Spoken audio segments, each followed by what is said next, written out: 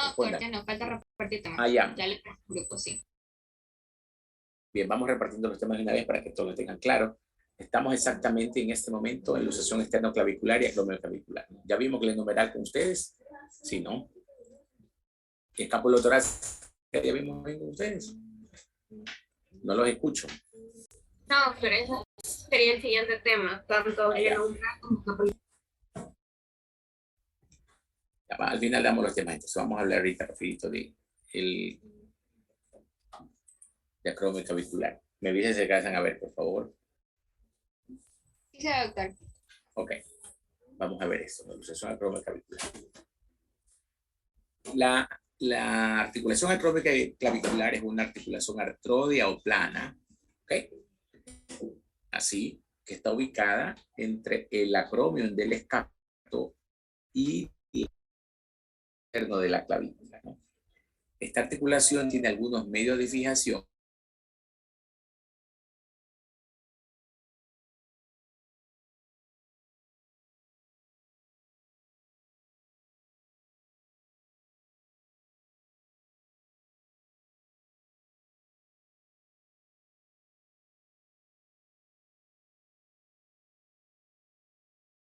La clavícula que se conoce con el nombre de ligamentos coracoclaviculares. Estos ligamentos se conocen con el nombre de conoide y trapezoide. Trapezoide porque es el más grande, de forma cuadrangular, y el conoide que tiene la forma de un cono, ¿no? Perfecto. ¿Cuál es el mecanismo por el que se lastima o se daña o se produce una luxación acromioclavicular?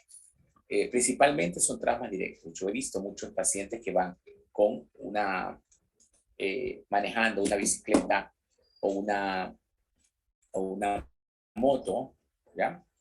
Y eso de ahí provoca de una u otra manera que al caerse frecuentemente, yo fui muchos años médico en el hospital militar de aquí, y los militares tenían la fama de andar borrachos en las motonetas. No lo digo por hacerlo sentir mal a ellos, sino que les digo la característica que yo veía siempre, ¿no? Los militares borrachos en sus motos, se les atravesaba algo por ahí o lo que sea, y con su embriaguez caían y se golpeaban directamente de su hombro, ¿no? Al caer.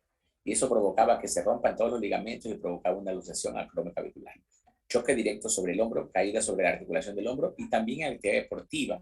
Aquellos que hacen deporte o hacen fútbol saben que pueden, por algún tipo de jugada extrema, pueden provocarle un trauma importante que pueden caer sobre ese hombro también afecta, ¿no? Entonces, cualquiera de esas causas son mecanismos directos, aunque mecanismos indirectos también pudieran haber, es más raro, que es caída sobre la mano, la palma de la mano, pues la fuerza sube y luego de eso pues provoca de una u otra manera esa molestia, ¿no? Perfecto. Vamos a seguir bien. Entonces, eso es. ¿Cuál es la clasificación que le damos a este tipo de luxaciones, no? Usamos una clasificación que, si no me equivoco, se llama por TOSI, pero realmente lo importante es que son de 3 estadios, ¿no? Pues hay en la actualidad de estas mismas que han de 1 en 6, que es la que también se usa, pero yo quiero que ustedes aprendan esta que es en 3 estadios. Estadio 1 es aquel cuando hay un trauma y hay una lesión, dolor importante, pero no hay lesión de los ligamentos y vemos que la clavícula con relación al acromion siguen a la misma altura. Pero el dolor es intenso, hay mucho dolor y el paciente está con limitación y todo lo demás. Es un esguince simple, un traumatismo simple de la acromioclavicular. Luego viene el estadio 2. El estadio 2 en el cual la clavícula asciende por acción muscular y rotura de todo esto y tiene más o menos un 50% de desplazamiento en relación a la acromio. Esa es la tipo 2, 50% en relación a la acromio. Y por último, el estadio 3 en la cual hay ruptura de todos los ligamentos, la más grave, y tenemos que es 100% de desplazamiento con relación a la acromio. Entonces tenemos 0% de desplazamiento, aquí tenemos 50% y 100%. ¿Okay? ¿Por qué es importante esta clasificación? Porque nos sirve de factor pronóstico y de tratamiento para esto. Signos clínicos. Así me gustan las diapositivas simples y sencillas. Signos clínicos. Perfecto. Entonces, ¿qué vemos primero? A la inspección vemos un paciente del hombro, vemos que obviamente el paciente dice que le duele, vemos que está sobresalida la clavícula en relación a la acromio, está como protruida, producto de que está hacia este nivel, sobre todo una tipo 2 o 3, ¿no? y por acción de la gravedad el hombro cae o desciende y la clavícula se va para arriba por acción muscular. Entonces hay un dolor localizado y hay el típico signo de la tecla de piano. Entonces, ¿qué es el signo de la tecla de piano? Todos hemos tocado, hemos visto tocar un piano donde se coloca o se aplasta una tecla y la tecla nuevamente regresa y sube a su estado original, ¿no? Si nosotros aplastáramos la tecla, que es la parte externa de la clavícula, nuevamente regresaría a su estado original nuevamente. Eso, claro, el paciente se quejaría de mucho dolor y nosotros estaríamos hablando simplemente de que es un signo de la tecla de piano positivo. ¿Ok? Entonces el cuadro clínico principalmente es a la inspección y el dolor intenso y limitación del hombro, no puedes moverlo y todo eso. Recordemos el mecanismo siempre, el paciente cae directamente sobre la...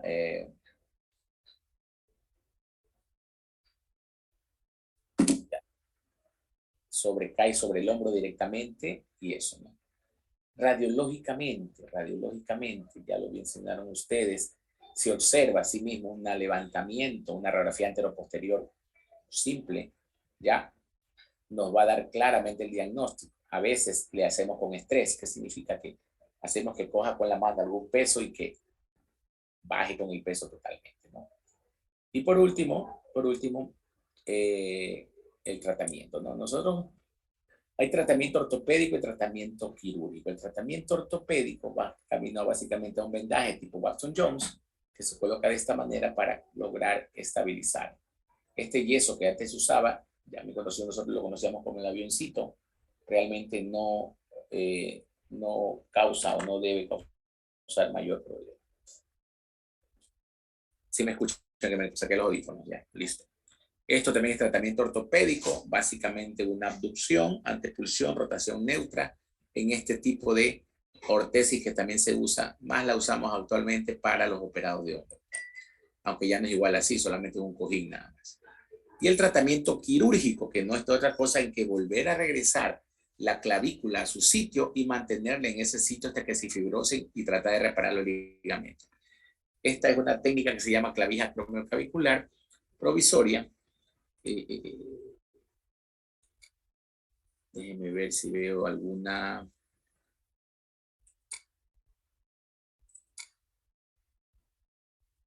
Clavija provisoria.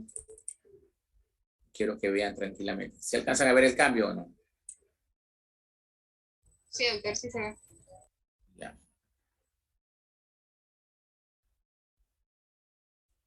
Vamos a ver el tratamiento. Tratamiento quirúrgico, ¿no? Tratamiento quirúrgico encaminado a reparar los ligamentos, si podemos hacerlo, bajar la clavícula a su sitio y estabilizarla en su sitio. Lo hacemos por medio de esta clavija y también se coloca un tipo de tejido que va a mantener eso hacia abajo, un tornillo que va de la clavícula, o sea, a la coracoides, como vemos aquí, una técnica tipo Beaufort. Y vemos acá lo que más hacemos, que es un cerclaje dinámico, un cerclaje bovenque, en el cual la clavícula está hacia arriba, la hemos puesto en su sitio, hemos pasado 2 clavijas de Kirchner y hemos hecho un huequito pequeño con una perforación y pasamos un alambre en forma de un 8 que va por debajo, agarra el hueso y va por debajo de las clavijas a nivel de la acromio. Esto se llama cerclaje bovenque y es la técnica que más se utiliza para esto, a pesar que hay muchas otras técnicas encaminadas a eso. Y en la actualidad también este es el tornillo tipo Beaufort, en el cual se tratan de reparar los ligamentos, como vemos aquí, y se coloca un tornillo de arriba hacia abajo que cruza la clavícula y llega hasta la coracoides. Esto lo hacemos siempre y cuando no tenga más allá de 72 horas esta lesión, porque si tiene más días, o 7 días, 10 días, 15 días, lastimosamente ese tipo de lesión ya no se puede ver, ya no se ve, y entonces ya no se ve, los ligamentos ya no se pueden reparar. Y esta es otra placa acromioclavicular que se usa para el efecto. También nosotros le damos placa en bayoneta, en la cual se introduce por debajo del acromio en esta, hace palanca y se ponen tornillos a este nivel para lograr ayudar a mejorar. Esta es una placa de ese tipo así. ¿Okay? Déjenme ver si tengo acá. Perfecto. Es más o menos lo que les enseñaba aquí. Hay una que le coge un alambre a la clavícula, la pasa, intenta reparar los ligamentos si tienen menos de 72 horas de evolución y listo. Ok, hasta ahí acromio clavicular. Vamos a ver sobre las externos claviculares. El esternón se articula con el extremo proximal o medial de la clavícula a nivel de la horquilla esternal con un ligamento y se mantiene por muchos ligamentos en su sitio, ¿no? El traumatismo principalmente es de atrás hacia adelante o de adelante hacia atrás. La mayoría son de atrás adelante y provocan de que se salga, esta es la clavícula y esta sería el esternón, por un choque directo, ¿no? A veces se golpea el hombro y se palanquea demasiado hacia acá y provoca el dolor, ¿no? Entonces nosotros vamos a ver clínicamente un paciente con esta formación. Todos tóquense en este momento la unión de la clavícula con el esternón, por favor. Y normalmente no debe estar sobresalido. Si estuviera sobresalido, significa que en algún momento de nuestra vida nos hemos dado un trauma parecido y se ha quedado brotado a ese nivel. Las más graves, así como son las luxaciones posteriores, porque miren aquí, al irse hacia atrás, van a comprimir el mediastino, el esófago, la tráquea o a lo mejor un pulmón. Y entonces son las que dan mayores problemas a ese nivel, ¿no? Entonces eso hay que tener presente en este tipo de lesiones. La esternoclavicular es totalmente, normalmente no es muy frecuente. Muchas veces el paciente se da la lesión y se da cuenta de que la tuvo cuando se ve un poco más brotada esa articulación en relación a la parte de la inspección o se ve en el espejo. Pero solamente las posteriores sí deberíamos de tratarlas y sacarlas porque van a comprimir, como le digo, el mediastino posterior. Y con una anestesia se lo pone en su sitio, se lo levanta al paciente, se levanta con una pinza para que llegue a su sitio y a veces se lo fija con algo para mantener en su sitio. Déjeme ver si tengo aquí.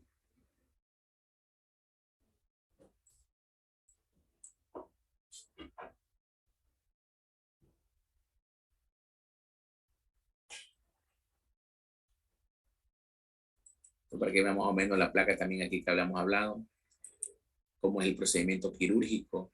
Se abre, se llega al sitio, se coloca básicamente. Ahí está la incisión que se hace. Y luego después de. Y esta es la más grave de las dos, la posterior dislocación del esternoclavicular, donde miren, puede dañar la vena subclavia, comprimirla, el esófago, la tráquea hacia adelante, los grandes vasos, la vena subclavia. Y esto es grave, así que tenemos que sujetarla y hacerla hacia adelante para ver si logramos reducirla en su sitio. Bien. ¿Alguna pregunta con respecto a lo que hemos hablado, acrómio esternoclavicular? ¿Está claro, Gabriela Lucín? Perfecto. Felipe Polo, ¿está claro? Sí, doctor. Okay. Vamos a glenomeral y el otro para ponernos, para avanzar un poco más, ¿no?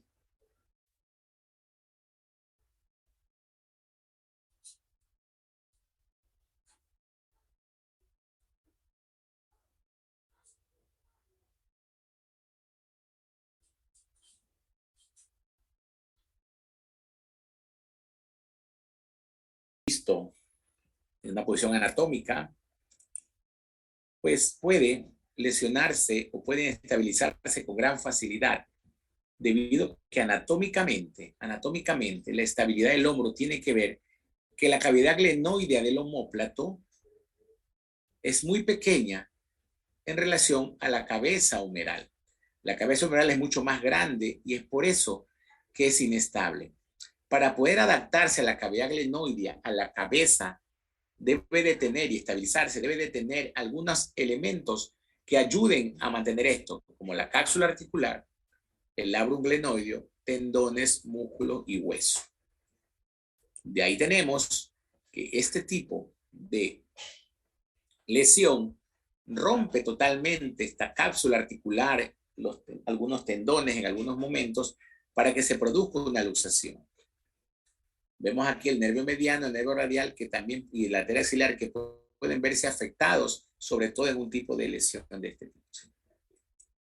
Ven aquí la luxación glenomeral pues puede presentarse en pacientes deportistas de élite, y el examen físico vemos relieves óseos musculares, actitudes antiálgicas y modificaciones de los relieves óseos, tanto así que vemos claramente cómo se ve a este nivel. Una luxación del hombro. Déjame ver si veo acá. Esta estabilidad, acá estamos anatomía, vemos que la estabilidad, esta articulación es un tipo de artrosis formada por una cabeza y una cavidad glenoidea y dando estabilidad por muchos medios. Ya hablamos del manguito de los rotadores, de ligamentos capsulares, que de una u otra manera abrazan, como vemos aquí, como esta mano, abrazan en relación a la cavidad glenoidea con el húmero proximal, dándole estabilidad. Lo que decía, ¿no? Lo amarillo solamente, esto es la cavidad glenoidea, y la luxación y lo otro además son los medios adicionales de estabilidad para que poder agrandarse, se podría decir, la cavidad glenoidea y poder de una u otra manera mantener a la cabeza el húmero en su sitio. El ligamento glenohumeral medio es uno de los ligamentos importantes que mantiene la estabilidad de la articulación glenohumeral. Pero de todos ellos hay 3 ligamentos, glenohumeral superior, medio e inferior. El más importante es el ligamento glenohumeral inferior porque mantiene a la articulación para que no se salga como una especie de hamaca o soporte. ¿Ok?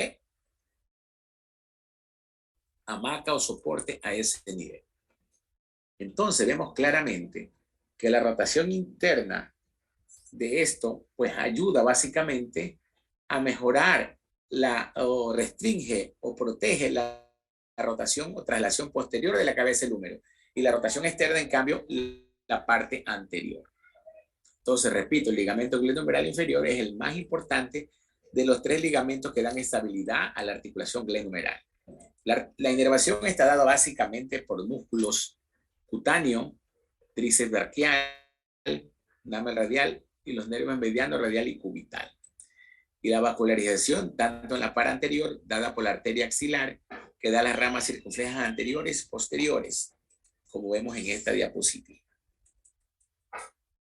Los movimientos importantes que hace el hombro, la articulación, en este caso glenohumeral, es la abducción, la aducción, extensión, flexión, rotación interna, externa y la circundición, que es vuelta sobre su propio eje.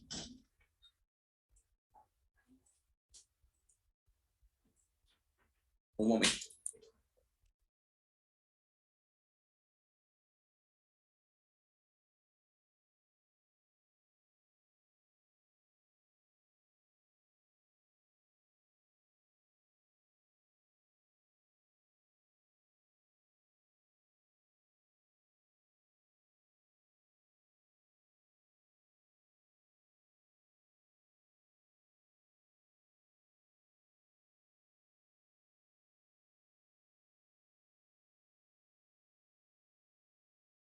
Hacemos un examen objetivo del paciente. Palpamos las prominencias óseas, las articulaciones, los tejidos blandos. Tratamos de verificar si hay algún tipo de desplazamiento o no. Valoramos de manera objetiva la parte articular y vemos los rangos de movilidad.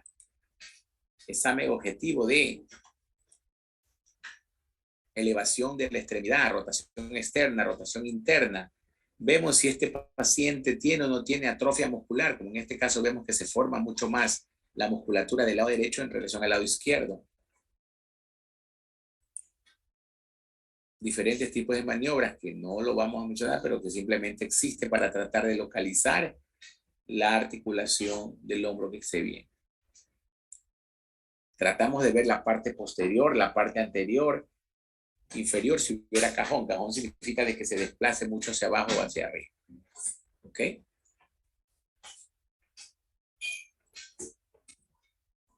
Déjame ver. Y vamos a la parte radiológica. En la radiología vemos nosotros la acromio clavicular, el acromio, la clavícula, la coracoides, la cabeza humeral con la cavidad glenoidea. Esto podríamos decir que es una radiografía normal. Una proyección anteroposterior del paciente, como lo ponemos al paciente con una angulación de 40 grados, pero levantado con una almohadilla del otro lado contralateral. Una radiografía lateral, para ver cómo está la cabeza humeral y una radiografía axial para verificar desde abajo cómo está la articulación. En rotación interna y rotación externa para confirmar o en neutra para ver si hay alguna lesión importante, ¿no? Podemos hacer también tomografías para mantener si es que se pueden o no mejorar. En este caso vemos osteofitos, que son pequeñas pronunciaciones y todo lo demás, ¿no? Calcificaciones que serían a nivel de los tendones que se insertan en la cabeza humeral, ¿no? Entonces, a ver. También podemos hacer ecografías para definir si es que hay depósitos a nivel de la bursa, tomografía computada para confirmar o verificar si hubiera algún tipo de alteración a nivel de reconstrucción en 3D para ver alguna otra lesión añadida, en este caso una pequeña fractura con una lesión de Bankart. La resonancia magnética nuclear para verificar todas y cada una de las lesiones músculo-ligamentarias, ¿no?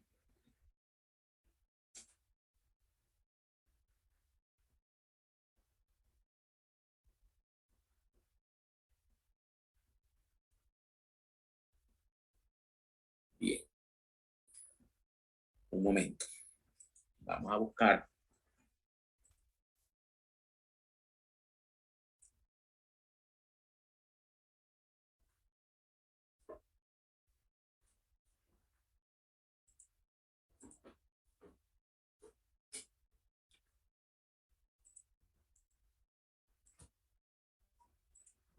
¿Me avisa, por favor, la imagen o no?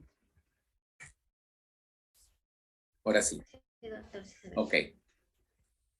Decía que la articulación glenohumeral es una articulación tipo anartrósica o esférica. La superficie articular, veamos, hagamos un repaso aquí, cómo es la cavidad glenoide. Ya mencioné que el labrum glenoideo tiene muchas partes adicionales. La cavidad glenoidea solamente es la central que vemos en color celeste. Tenemos algunos tipos de situaciones como el ligamento glenohumeral inferior, que dije que era el más importante, el medio, el ligamento superior, la cavidad glenoidea. Vemos la parte muscular y tendinosa, que es la que mantiene la articulación en su sitio, y la vascularización y la inervación de la misma, ¿no? Los ligamentos, la articulación externoclavicular, para ver cómo está.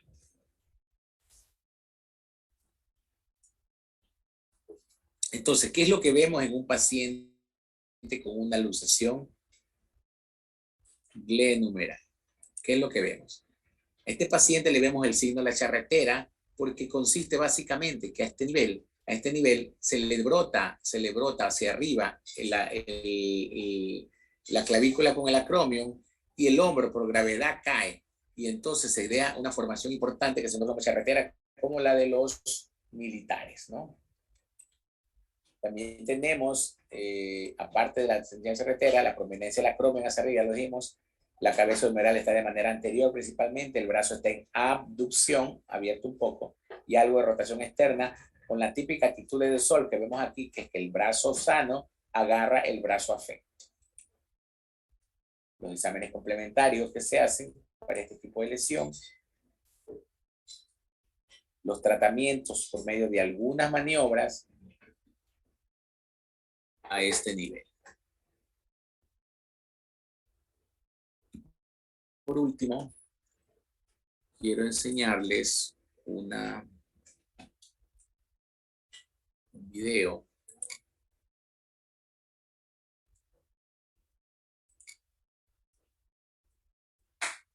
o dos videos.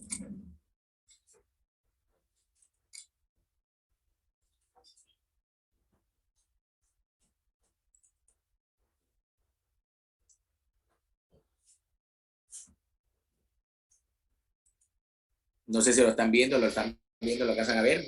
Me confirman, por favor. No está The con... shoulder is above and socket joint formed where the lower No, no arm se ve nada. of the humerus meets the shoulder blade, the scapula.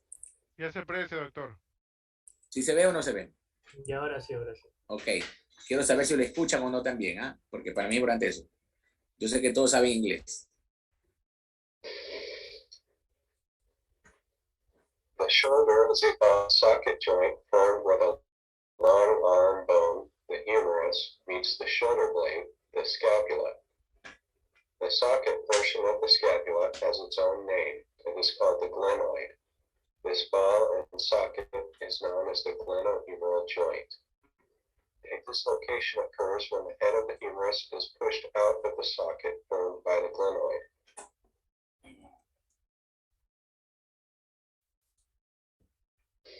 Shoulder dislocations often occur as a result of direct trauma pushing the humerus out of the socket. They can also occur as a result of indirect trauma when the arm is rotated in such a way as to pull the humerus out of the socket.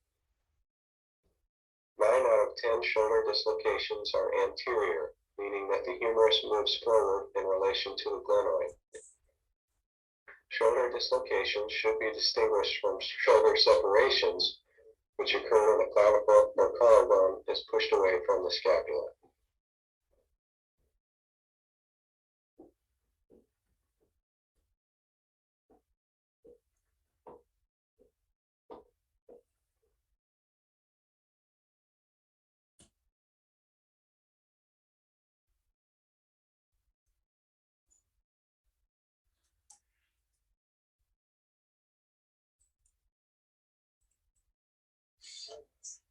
Me dice si alcanzan a ver ese.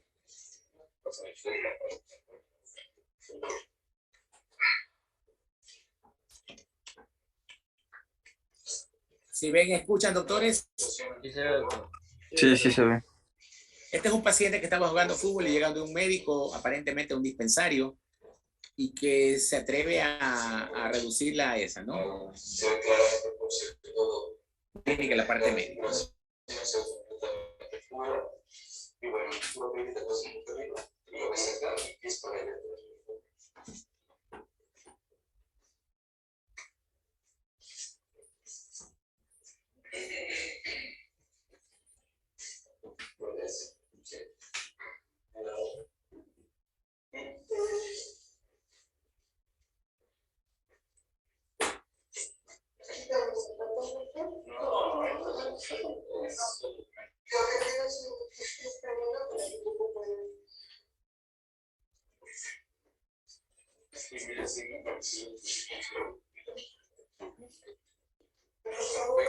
Sí, por favor. Perfecto.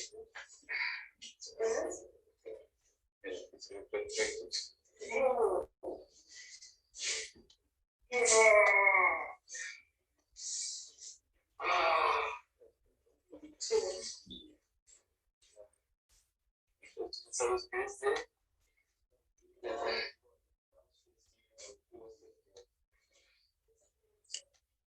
Ya se ve luchado. Ella tiene buenas luxaciones. Entonces, es lo que ya quiere, pues es un procedimiento que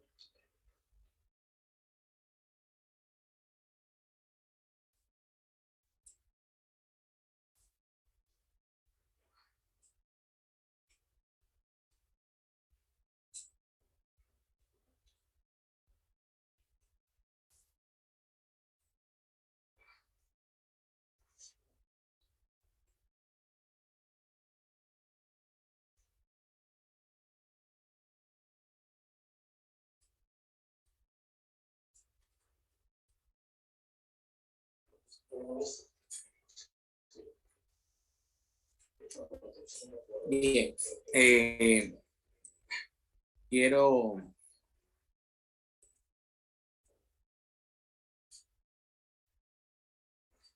enseñarles, déjenme borrar este video. ¿Dónde está el video?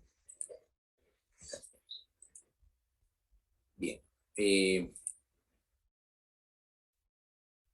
No podemos dejar pasar por alto, doctores, una maniobra que hacemos en la glenohumeral que ya ha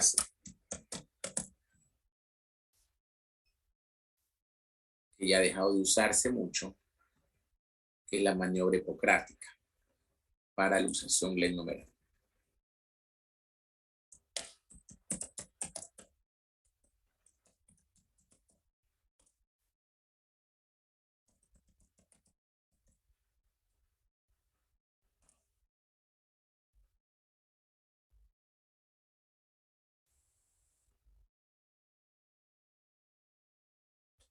¿Usted está buscando una opción para emigrar legalmente a los Estados Unidos? ¿Usted desea una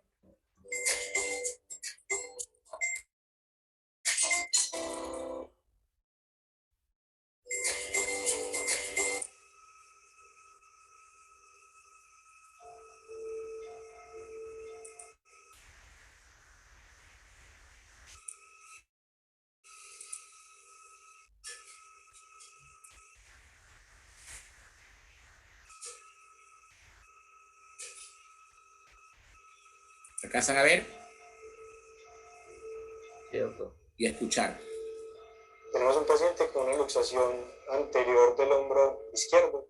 Vamos a proceder a hacer nuestra primera maniobra, que es tracción contra tracción. Necesitamos la ayuda de otra persona y la ayuda de una sábana. Esta sábana se pasa alrededor del axilar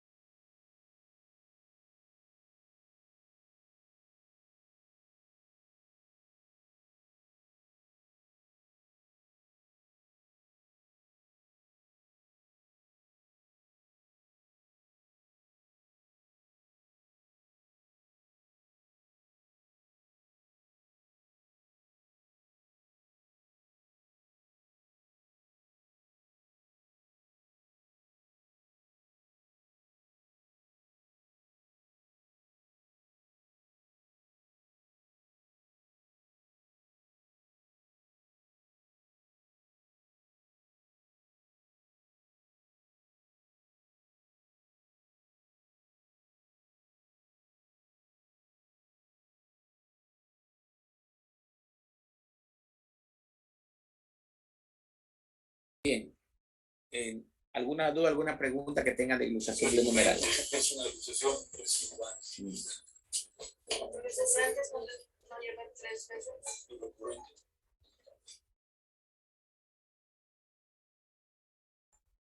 Doctor, una pregunta. Dime. Usted había dicho que esta maniobra que acabamos de ver no se usa, no se usa mucho. ¿Por qué motivo? No, creo que... Espérate un momento.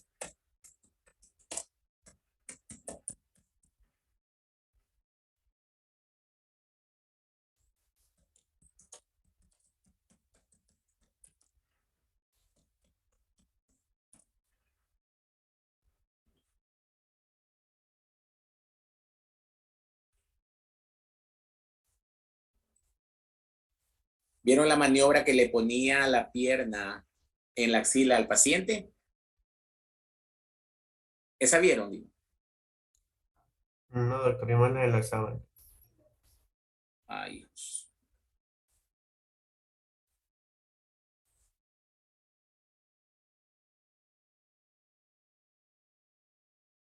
Para eso se las puse.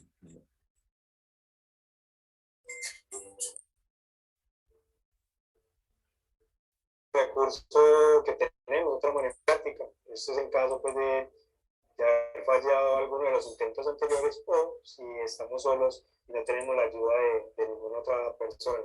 Esta maniobra del médico que va a hacer la reducción con el pie bajo la axila del paciente, eso le va a permitir que al hacer la tracción el cuerpo del paciente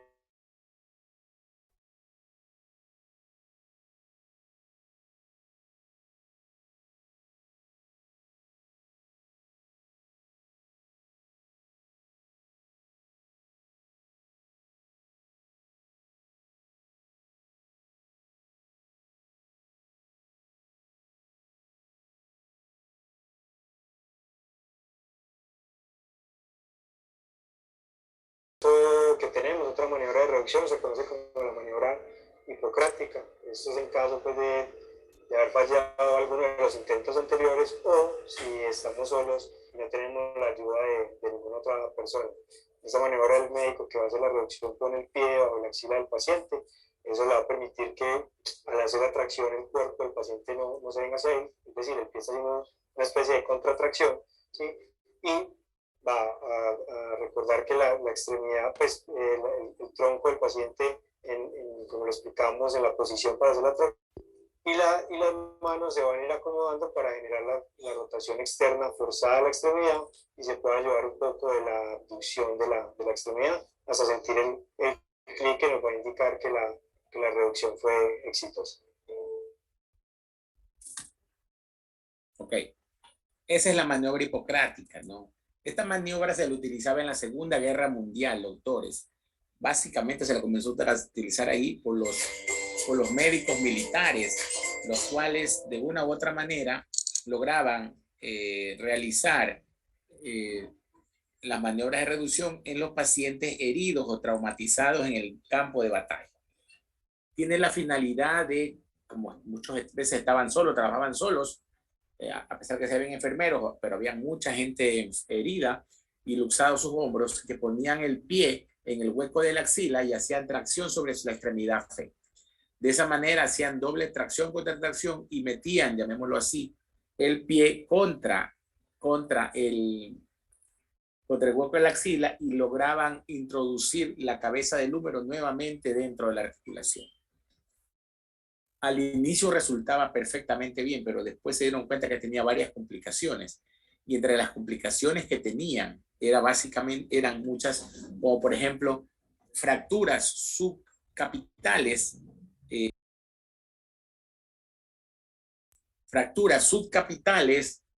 de húmero principalmente, y también lesiones del nervio circunflejo. ¿Ya? Estas lesiones del nervio circunflejo pueden provocar parálisis a ese nivel y provocar lesiones más graves. ¿Okay? Entonces, eso es por eso es la pregunta del doctor que me decía, que por qué ya no se lo utiliza. O sea, algunos la utilizan como una opción cuando la luxación no les entra o no les ingresa, pero no se puede reducir, llamémoslo así. Pero casi no se usa por las graves complicaciones que puede ser utilizada. Ahora, Hay otras maniobras como la de Kocher, la primerita, Motes, que son mucho más estas, pero lo mejor en estos pacientes, doctores, es llevarlos a un hospital, hacerles una pequeña sedación, ¿ya? Sedación. Con anestesia general, el paciente se seda o se duerme un poco, obviamente con los cuidados de los monitores y todo lo demás, y el paciente al relajarse completamente, toda su musculatura cede, y solamente haciendo una pequeña tracción sobre el brazo afecto, ¿ya? Puede y debe ingresar o reducirse el hombro sin ningún problema y luego lo ponemos en su sitio. Eso hay que tener presente, ¿no? En un tipo de pacientes así con una reducción, con una maniobra bajo sedación, queda totalmente perfecto. Así que estos pacientes que se le hace el hombro en el sitio, como dice uno vulgarmente, podemos intentar a lo mejor jalar el brazo, que otro le ayude del otro lado, como vimos en la primera toma, en la primera el video, para tratar de ayudar a que se reduzca su sitio. Pero muchas veces no se consigue eso, no se lo consigue y lastimosamente se logra que no mejore, ¿no? ¿Dónde está? Sí. Muchas veces se logra que no mejore esta situación y obviamente pues hay que llevarlo a tratamiento quirúrgico, ¿no? Tratamiento quirúrgico, así es. ¿Alguna otra duda que tengan?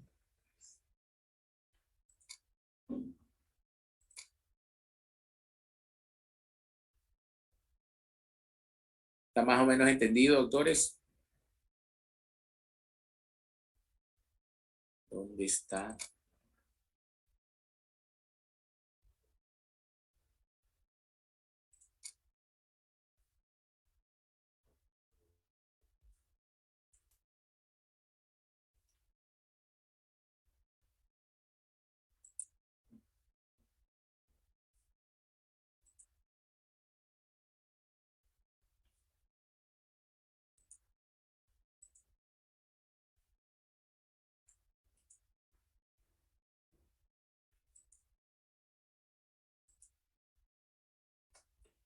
Solo para hacerles explicar más, quiero que vean estas imágenes, ¿no?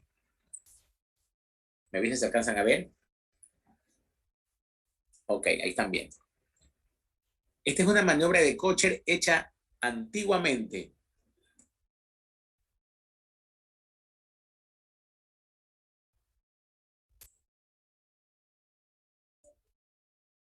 Sí. Ya. Esta es una maniobra de reducción, decía, hecha por personal antigua, que se llama maniobra de Kocher. Con su gorro, con su mandil, lograban colocar el hombro en su sitio. Esta es la maniobra hipocrática que acabo de mencionar, muchas veces con anestesia o sin anestesia, donde se apoya el pie en el hueco axilar y con las manos se jala el brazo a ese nivel, ¿no? Esta es una maniobra de Stinson que se coloca al paciente boca abajo y se coloca un peso en la muñeca y hace que traccione el músculo hasta que vuelva a ingresar a su sitio. La maniobra de tracción contra tracción que se llama de la sábana que habíamos hablado. La luxación glenohumeral posterior. Los cuadros clínicos. Y hablar de algo que se llama luxación recidivante y la luxación inveterada. ¿Cuál es la diferencia, no? La luxación inveterada es aquella luxación que tiene más allá de 30 días de evolución. Es una inveterada, es sinónimo de antiguo, de viejo. Y la recidivante es cuando hay más de 3 episodios donde hay desgarros musculares y todo. Ya hablamos básicamente de la anatomía del labrum, de lo que es más importante, los síntomas y todo eso, ¿no? Y una de las técnicas que se usa quirúrgicamente para mejorar o para ayudar a que ya no se salga la luxación glenohumeral es la técnica conocida como putty-plat, que es la que más usamos, ¿no? Putty-plat, donde logramos disminuir la cápsula articular de tamaño para que pueda entrar en su sitio. La lesión de Hill-Sachs, que no es otra cosa que una depresión en la cortical de la cabeza humeral debido a que choca contra el rodete glenoide. Esta es una lesión de Hill-Sachs, a lo que rota, golpea contra el rodete glenoide. Se da mucho en las luxaciones recidivantes, ¿no?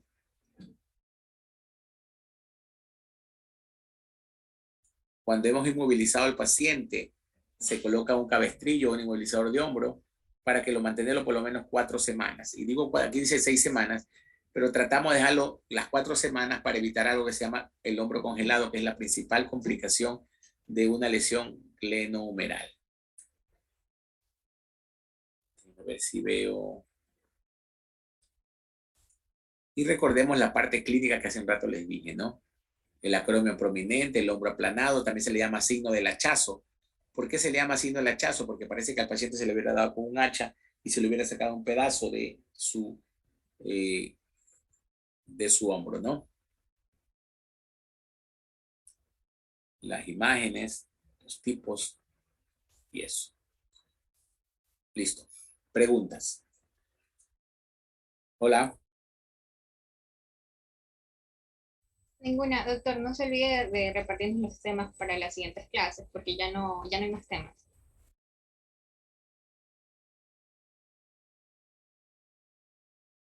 De húmero, anote, fracturas de húmero, tercio proximal y tercio medio.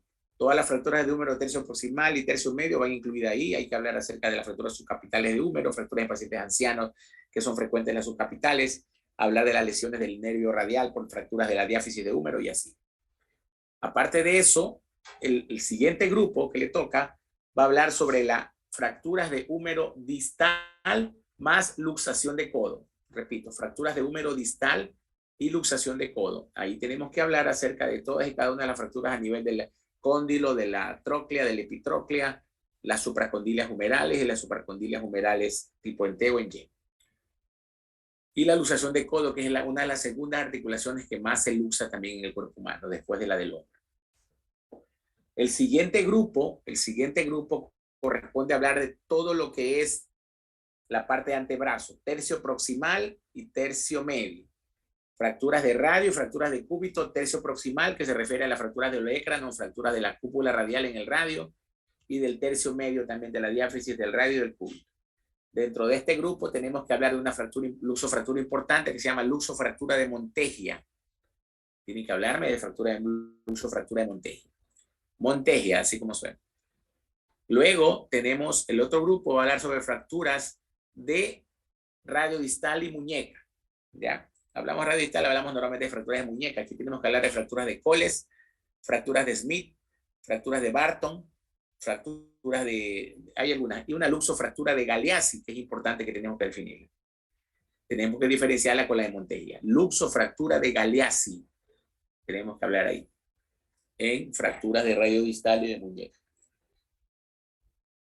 Perfecto. El siguiente grupo habla acerca de fracturas de los huesos del carpo. Carpo. Y el último grupo, o el otro grupo que sigue, habla de fracturas de los metacarpianos y de los dedos, o sea, de las falanges, ¿no? Ahí tiene que hablarme de fracturas lo de carpo, tiene que hablarme acerca de la necrosis avascular del escafoides carpiano, me tiene que hablar acerca de la enfermedad de Kienbuch y algunos otros datos importantes, ¿no? Los de que tienen que hablar de metacarpianos y dedos, tienen que hablarme acerca de la fractura del boxeador, el Malefinger y todo eso. ¿Está claro, doctores? Sí, doctor. Estos son los temas que he dictado, ¿no? Con esos temas, en teoría, estamos terminando miembro superior. Días de exámenes todavía no tenemos disponibles, ¿no? Doctora Ariana.